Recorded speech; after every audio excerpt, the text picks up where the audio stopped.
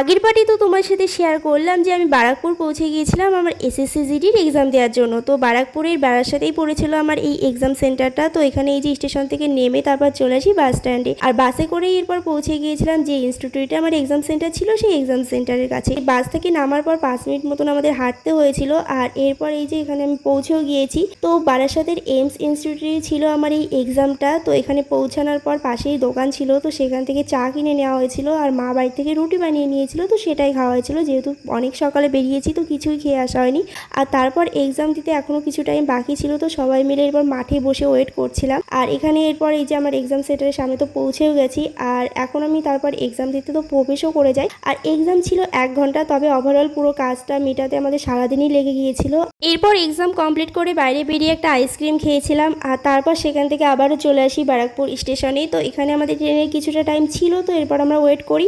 Overall কিন্তু আমার exam experience বেশ ভালোই ছিল, যেহেতু আমি ফার্স্ট টাইম একটা অনলাইন এক্সাম কেমন কি হয় সেটা দেখার জন্য এই এক্সামটা দিয়েছিলাম কোনো রকম প্রিপারেশন ছাড়া।